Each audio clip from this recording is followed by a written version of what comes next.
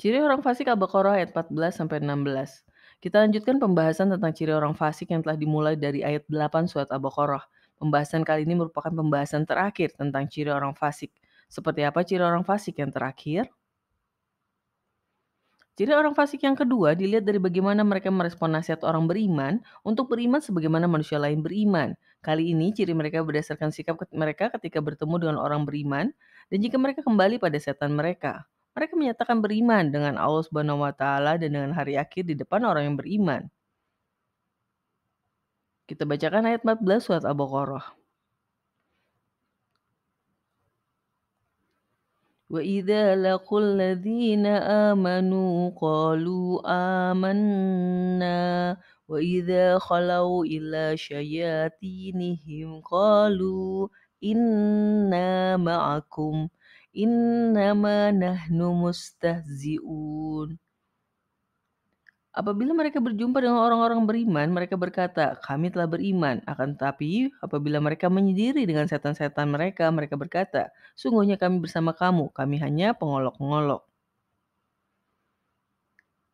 Mereka mengaku beriman, semata-mata mengolok orang-orang beriman. Itu jawaban mereka pada setan mereka atau golongan lain lawan dari orang beriman. Tapi pada dasarnya mereka melakukan semata karena mencari keuntungan dari kedua belah pihak.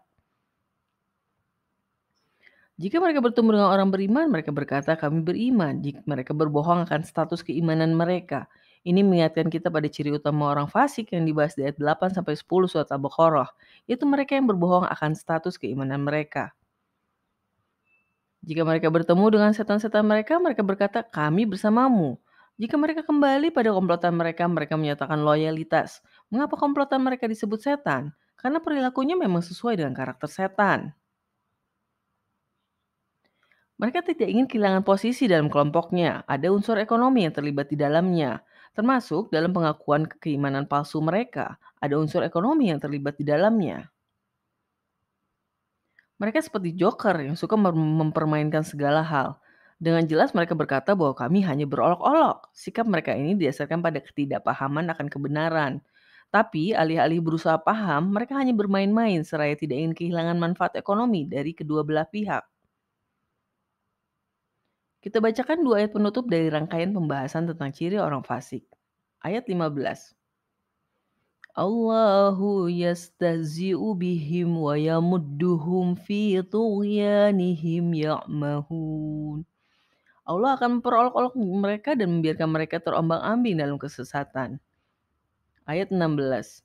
Ulaika alladzina ishtaraw dhalalata bil huda fama rabihat tijaratuhum wama kanu muhtadin. Mereka itulah orang-orang yang membeli kesesatan dengan petunjuk, maka tidaklah beruntung perniagaannya dan mereka bukanlah orang-orang yang mendapatkan petunjuk.